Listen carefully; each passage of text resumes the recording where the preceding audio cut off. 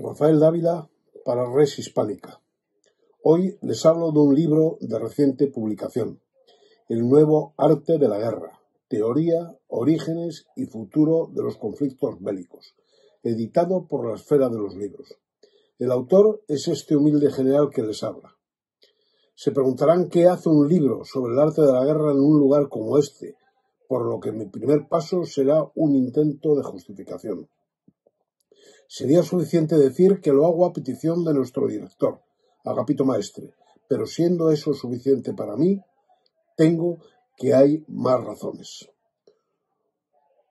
Un factor poco estudiado y al que no se le guarda el análisis suficiente es el carácter del futuro de la guerra y la realidad del presente, tanto en cada ejército en particular como en las estructuras aliadas, que presentan un carácter claramente anglosajón en las formas de entender la maniobra y que consiste no solo en la terminología utilizada, claramente anglosajona, sino en las estructuras de mando, en la escasa iniciativa que se da a los mandos inferiores, algo que es clave en el futuro, y unos diseños excesivamente rígidos y complejos, donde salirse del manual o de las coordenadas del reglamento hacen caer al sistema completo.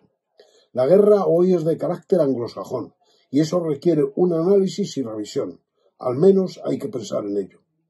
La antigüedad griega es la inventora de la auténtica guerra con ejércitos como tales, y aquel fue el escenario donde se fueron adoptando las formas de combate modernas. En la guerra no todo debe dejarse a los algoritmos ni a los reglamentos, sino que el arte de la maniobra estriba en la iniciativa, sagacidad, engaño, en saber combinar el fuego y el movimiento para llegar al choque definitivo, y si es posible, vencer sin combatir. El hombre es el elemento de la maniobra, en cualquier forma que ésta se presente. Lo decía el clásico: caminar, acampar, combatir. Las nuevas armas, por mucho que sepamos, siguen siendo una incertidumbre que mantienen en vilo a los pensadores militares y que recuerda al Corifeo en el Ajax de Sófocles. Ciertamente que a los mortales les es posible conocer muchas cosas al verlas, pero antes nadie es adivino de cómo serán las cosas futuras, cómo va a ser la guerra. Por ello, en este libro he tratado de acercarme a los clásicos y hacer un recorrido desde la Ilíada hasta nuestros días, no a través de batallas, ni de despliegues, formaciones o maniobras. Esa historia militar está escrita. Pretendo ir más a fondo y diseccionar el fenómeno, adivinar el futuro leyendo el pasado. Este no es un libro técnico ni pretendo que sea para el ámbito militar o especializado, sino para todos, para que todos nos acerquemos a este fenómeno que nos acompaña en permanencia. Para ello me acerqué al filósofo y también al poeta. Son los únicos que pueden definir y dar las razones. Gabriel Byack prologó la obra con una síntesis en la que describe de manera rotunda las pretensiones de este escribidor. Sí, del arco el nombre es vida y la obra muerte. En vida y muerte estamos, en paz y en guerra. Asimismo, recojo las palabras de Agapito Maestre en un análisis certero y precioso del relato de Tucídides, lección de historia sin igual. La suerte de las sociedades está dictada no sólo por la triste ley de la guerra necesaria, sino también por el juego de sus instituciones. Excelente lección. Empecé a escribir este libro antes de la cruel invasión rusa de Ucrania, y los tiempos han ido confirmando los peores presagios que desde los inicios de la escritura se veían venir. Hoy la guerra no es algo exclusivo de los militares. Todos y todo está en guerra.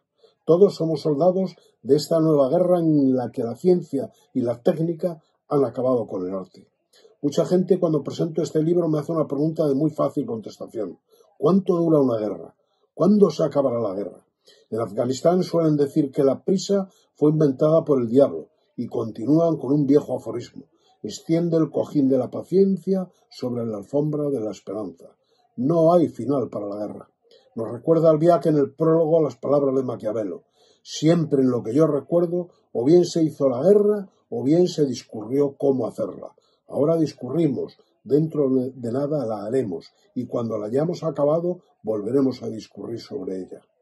Todo está escrito, y lo único que hago en mi libro es recordarlo y hacerles mirar de frente a este fenómeno del que todavía no sabemos el porqué.